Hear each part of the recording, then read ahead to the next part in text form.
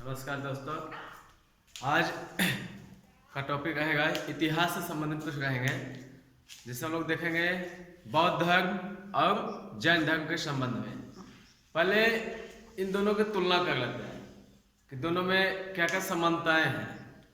बाकी जो रहेंगे उसके कुछ अलग अलग पार्ट रहेंगे, वो हम अलग से देख लेंगे उनको। पहले कुछ तुलना देख लेते हैं कि बौद्ध धर्म के जो है गौतम बुद्ध और वर्तमान के महावीर स्वामी के संदर्भ में दोनों में क्या समानताएं रही थी। तो पहले तो सबका नाम में कुछ अंतर है, जो मूल नाम था उसके बाद फिर जो अलग अलग नाम रहे। तो इनका मूल नाम था वर्धमान, और वही थे गौतम बुद्ध का था सिद्धार्थ।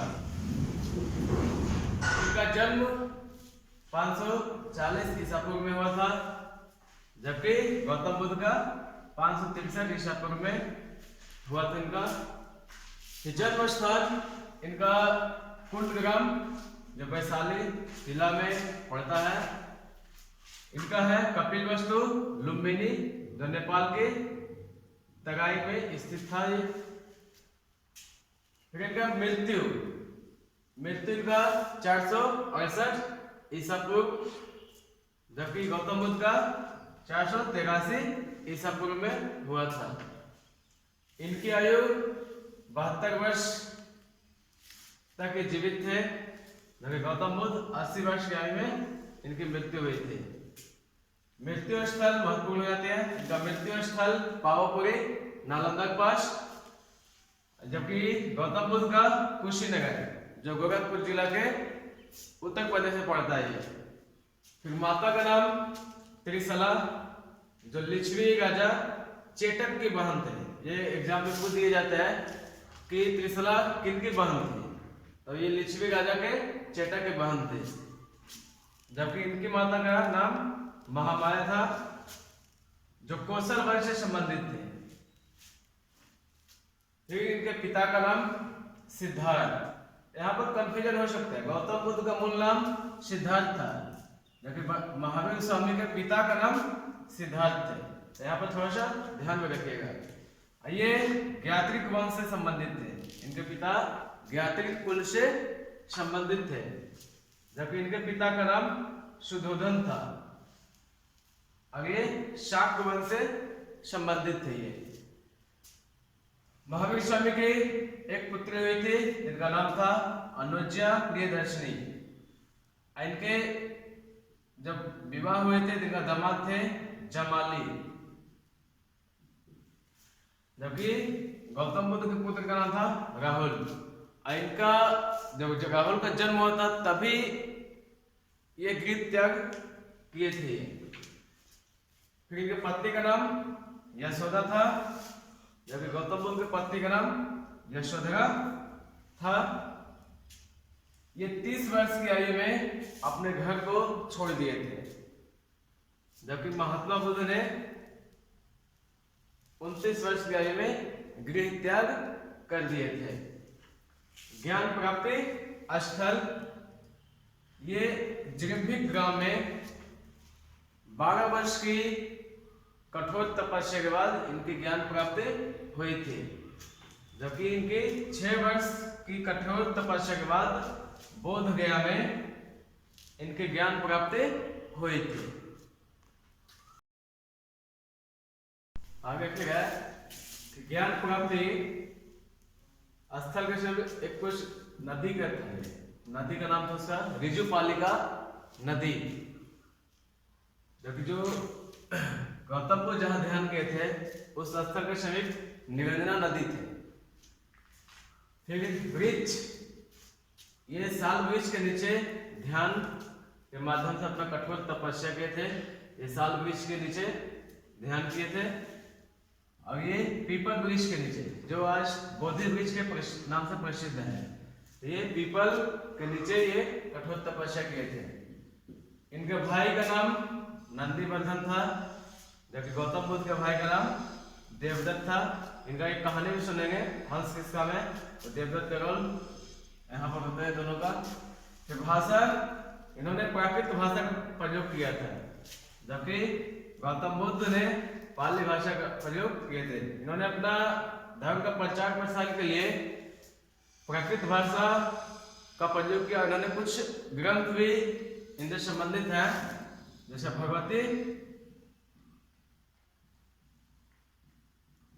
भगवती सूत्र, ये प्रमुख ग्रंथ के रूप में माने जाते हैं क्योंकि इसमें 16 महाजनपदों का वर्णन है,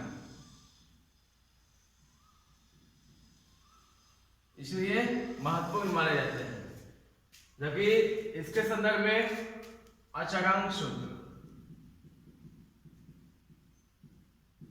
इसमें भी 16 महाजनपदों का वर्णन है। और भी कुछ है इनके जो पाली भाषा से संदर्भ में, जैसे विनय पिटक, अभिधम पिटक, अश्रुत पिटक, ये सब प्रमुख ग्रंथ है जो नियमित वगैरह जितने भी हैं। ये सब आगे हम लोग बौद्ध ग्रंथ में जब बौद्ध धर्म जब देखेंगे तो इसे पढ़ लेंगे। फिर आगे इसका देखेंगे, अलग अलग पार्ट में देखेंगे कि जैन धर्म में क्या क्या चीज है, क्या सिद्धांत है, सब महावीर स्वामी का क्या योगदान रहा, बौद्ध धर्म में भी देखेंगे महात्मा बुद्ध का क्या योगदान रहा, आखिर ये दोनों में समाज में क्या परिवर्तन लाए, ये सब देखेंगे आगे।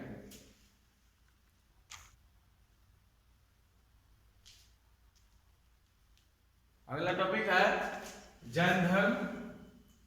आखिर इससे जानेंगे जैन धर्म संस्कृत शब्द से, जैन संस्कृत शब्द से जिन से बना है।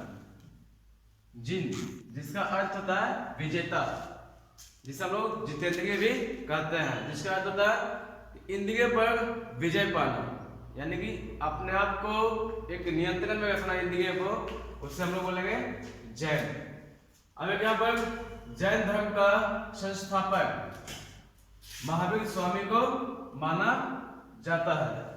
जबकि आदि काल में यदि देखा जाए तो ऋषभ देव भी एक आए थे व्यक्ति, जो यहाँ पर इनको भी कुछ योगदान दिया जाता है जैन धर्म में, लेकिन वास्तविक रूप में महावीर स्वामी को जाता है। यहाँ पर ऋग्वेद में, हमारे 4 वेद में, ऋग्वेद, सामवेद, यजुर्वेद, अथर्ववेद, ये 4 वेद में एक वेद है ऋग्वेद में जिसमें ऋषभ देव और अरिष्टनेमि का नाम मिलते हैं कि इन्होंने भी कुछ सामाजिक क्षेत्र में काम किए थे जो जैन धर्म से संबंधित माने जाते हैं।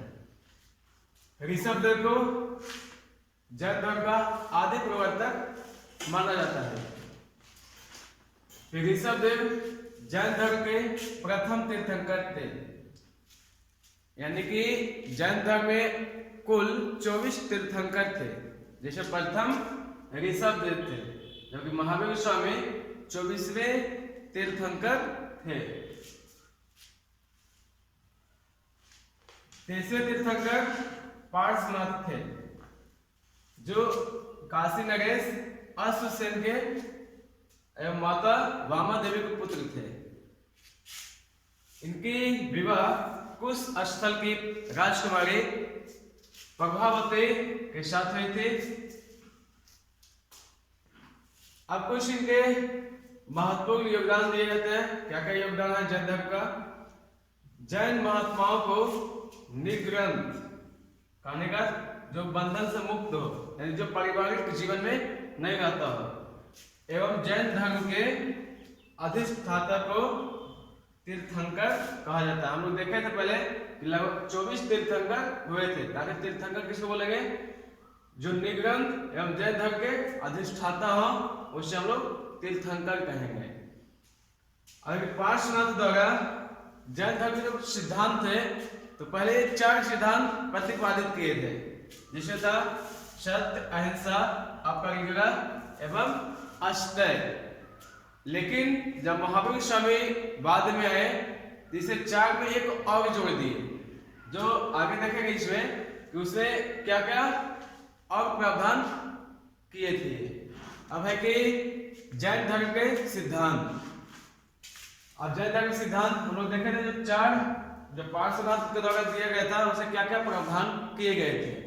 पहले कि सत्य हम लोग जानते भी हैं जो कभी झूठ नहीं बोलना, ठीक है। अहिंसा यानी किसी जीव जंतु को हिंसा के रूप में नहीं मारना, यानी इसको पूर्ण रूप से वर्जित किया गया था हिंसा पर, ठीक है। अस्तेय, अस्तेय मतलब चोरी न करना, ठीक है। अपरिग्रह, संपत्ति का संग्रह न करना, यानी कि आवश्यकता अनुसार जितनी वस्तुएं आपकी जरूरत हो आप उतना ही का उपयोग करें, आप संग्रह करके नहीं रखें, इसमें इसे वर्जित किया गया, ठीक है। यही पांचवा जो महावीर स्वामी के द्वारा दिया गया था, यह है ब्रह्मचर्य, जिसका इसे क्या है, इंद्रियों को नियंत्रण में रखना। और कहीं महावीर स्वामी ने इस पर बहुत ज्यादा बल दिए थे, और वो कठोर कहीं 12 वर्ष तक तपस्या किए थे, तो एक इसे ब्रह्मचर्य का अनुपालन किए थे। यहाँ पर 4 सिद्धांतों को, ब्रह्मचर्य को महावीर स्वामी ने जोड़े थे। इसके अलावा कुछ और भी सिद्धांत माने जाते हैं। ये तो चलो हमारे मुख्य 5 सिद्धांत हैं कि हम इसे जैन धर्म को यदि आप अपनाते हैं, ये 5 सिद्धांत को एक बेसिक माना जाता है, लेकिन इसके कुछ और भी हैं कि हम किस चीज को फॉलो कर सकते हैं। तो इसके अलावा क्या सिद्धांत है, तो पहला था विषय ईश्वर में अविश्वास, यानी कि हम लोग जो भगवान को मानते हैं कि नहीं ये भगवान, ये इसमें भगवान का कोई जगह नहीं था, यानी कि ये विश्वास ही नहीं करते कि कोई भगवान नहीं, कोई रूप है जो सृष्टि का निर्माण किया, ऐसा कोई विश्वास नहीं था। इनका केवल फोकस था आत्मा का अस्तित्व, यानी प्रत्येक जीव में आत्मा निवास करती है और आत्मा ही ईश्वर का रूप है, यही एक उनका मुख्य सिद्धांत रूप में मानते थे। अगला कर्म फल एवं पुनर्जन्म, हम लोग जो भी कर्म करते हैं तो कर्म फल करने जन्म मृत्यु का एक कारण भी है, हम जैसा कर्म करेंगे हमारी मृत्यु वैसा ही मिलेंगे, हमारे जन्म पुनर्जन्म भी हो सकते हैं। हम अच्छा कर्म करेंगे हमारे पुनर्जन्म की संभावनाएं ज्यादा होती है, लेकिन जहाँ खराब कर्म किए हमारे पुनर्जन्म की संभावनाएं बहुत ही कम है। इनका विश्वास था कि कर्म फल एवं पुनर्जन्म मनुष्य की होती है।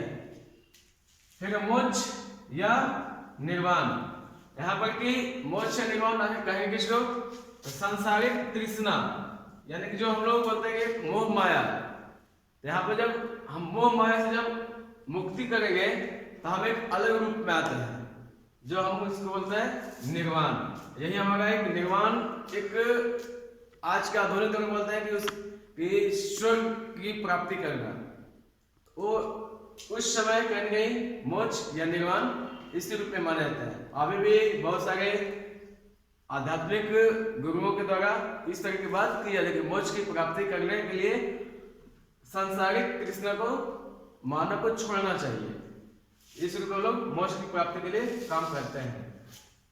कुछ इसके लिए कर्म फल से छुटकारा पाने के लिए त्रिगतों को अपनाने के लिए महावीर स्वामी ने बल दिए थे। ये त्रिगत आगे बोले किसको, सम्यक ज्ञान। सम्यक ज्ञान का लेकर सच्चा एवं पूर्ण ज्ञान का होना, यानी हम किसी बात को लेकर अफवाह नहीं फैलाना, किसी बात को लेकर ईर्ष्या द्वेष नहीं करना, यानी कि ये सब चीज क्या है, कहीं ना हम अपने ज्ञान के रूप में प्राप्त कर लें कि कौन सा चीज हमारे लिए सकारात्मक है और कौन हमारे लिए नकारात्मक है। अपने विवेक के द्वारा जो हम उपयोग कर सकते हैं तो कहीं ना कहीं ज्ञान के रूप में इसको माना जाता है। अगला है सम्यक दर्शन। सम्यक दर्शन है सत्य में विश्वास एवं सम्यक दर्शन में सत्य में विश्वास और यथार्थ ज्ञान के प्रति श्रद्धा समर्पण, यानी कि हम जो भी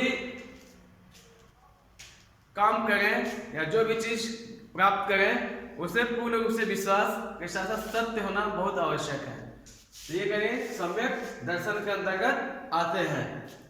ठीक है, सम्यक आचरण, इसे सुख दुख के प्रति संभव, यानी कहने का क्या है कि हमारा बिहेव सुख में ज्यादा उत्साह भी ज्यादा नहीं होना चाहिए और दुख में ज्यादा निराशा भी नहीं चाहिए, यानी सुख दुख एक ऐसा क्षण मानना चाहिए कि मान लो अभी दुख हमारे पास है तो एक ऐसा विश्वास है कि आने वाले समय में सुख भी हो सकते हैं। जब सुख हो तो ऐसा क्षण उसे मानना चाहिए कि हम आने वाले समय दुख भी झेल सकते हैं।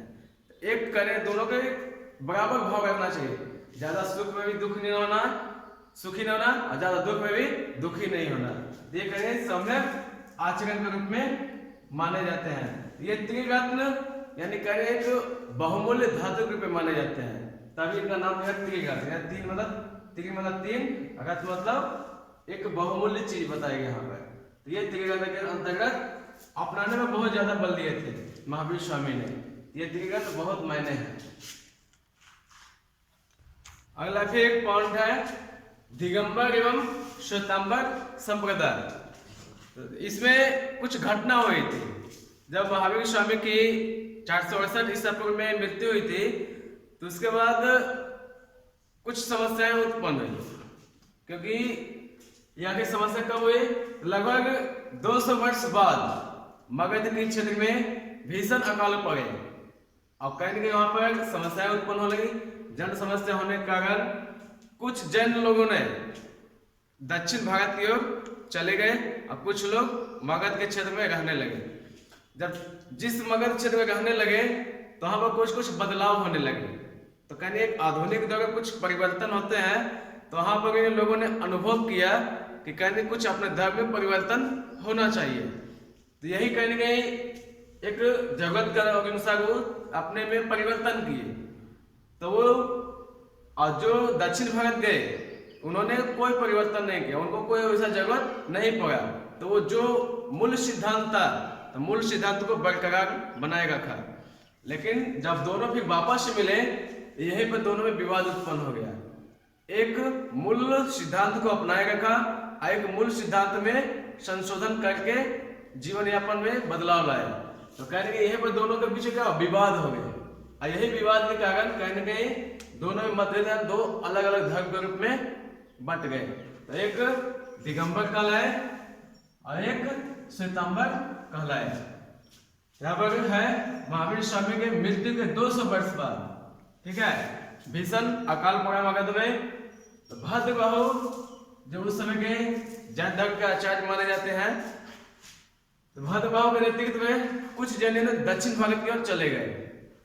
अब वही स्थूलभद्र के नेतृत्व में, यहाँ पर दो व्यक्तियों का नाम जानना आवश्यक हो जाता है। स्थूलभद्र के नेतृत्व में मगध में कुछ लोग रह गए। स्थूलभद्र के अनुयायियों ने श्वेत मतलब सादा वस्त्र धारण करने की परंपरा अपना ली, और इन्होंने जब कुछ सुधार एवं परिवर्तन भी किए, इसलिए इन्हें श्वेतांबर भी कहा जाता है। लेकिन जो स्थूलभद्र के अनुयायी थे, इन्होंने महावीर के मूल सिद्धांतों को अपनाए रखा, अब इन्होंने कोई परिवर्तन नहीं किया। जो मूल सिद्धांत के रूप में थे उसी रूप में रहने लगे, इसलिए इन्हें दिगंबर कहा जाने लगा। अब जब दो अलग अलग संप्रदाय के रूप में जब बट गए, तब दोनों को एक संगठित के रूप में एक संगीति किए। संगीत मतलब एक आयोजन किए कि दोनों में कुछ जो मतभेद है उसको हम दूर करने का प्रयास करें। तो प्रथम जैन संगीति का आयोजन किया गया था। ये 300 ईसा पूर्व में पाटलिपुत्र में स्थूलभद्र के नेतृत्व में आयोजन किया गया था। लेकिन यहाँ पर भद्रबाहु ने यहाँ पर आयोजन में भाग नहीं लिया। इस कारण दोनों के बीच क्या विवाद और ज्यादा बढ़ गए। इसी संगति में कहीं दोनों के बीच क्या बंटवारा हो गया। यहाँ पर एक श्वेतांबर के रूप में, दूसरा दिगंबर के रूप में। यहाँ पर मूल काम हुआ कि जैन धर्म के सिद्धांतों का संग्रह एवं ग्रंथों का संचयन किया जाने लगा, और यहाँ पर से कहीं धर्म प्रचार अलग अलग रूप में किया जाने लगे। लेकिन कुछ समय बाद, लगभग 200 साल बाद फिर एक आयोजन हुआ था वल्लभी, गुजरात में द्वितीय जैन संगीति का आयोजन किया गया। इसकी अध्यक्षता हुआ था देवाधिदेव क्षमा श्रवण की अध्यक्षता में। इसमें मूल काम हुआ था कि जो जैन ग्रंथ जो बिखरा हुआ था उसको इकट्ठा करके उसको संकलन करें और उसका फिर धर्म प्रचार के लिए उपयोग किया जाए। कुछ इसके और भी छोटे छोटे पॉइंट में आ जाते हैं कि जो प्रमुख जैन तीर्थंकर हुए थे उनका कुछ प्रतीक के रूप में माने जाने लगे। जहां पर दिए क्रम संख्या दिए, जो प्रथम तीर्थंकर थे ऋषभ देव, जिनका प्रतीक वृषभ या षाढ़ को। फिर दूसरा जो जैन धर्म तीर्थंकर थे अजितनाथ, ये इनका प्रतीक है हाथी। जो 16वां तीर्थंकर थे शांतिनाथ, इनका मृग यानी हिरण प्रतीक के रूप में माने जाते हैं। जबकि 23वें तीर्थंकर पार्श्वनाथ को सांप का प्रतीक, जबकि 24वें महावीर स्वामी को सिंह का प्रतीक माना जाता है। इस प्रकार छोटे छोटे जो लोग टॉपिक देखे, अब कहने यही हमारे लिए एक तो कुछ जैन धर्म के बारे में जाने, दूसरा चीज हम लोग जो एक 12th एक टॉपिक ही है और कंपटीशन के क्षेत्र में तो खैर ये सब महत्वपूर्ण ही महत्वपूर्ण है। तो कहने ये सब छोटे छोटे क्वेश्चन हमेशा पूछे जाते हैं। उम्मीद करते हैं कि ये सब आप अच्छे से देखेंगे, उससे कुछ नोट्स बना लेंगे और जो एग्जाम में पूछे जाएंगे उसको आप अच्छे से हल कर लेंगे।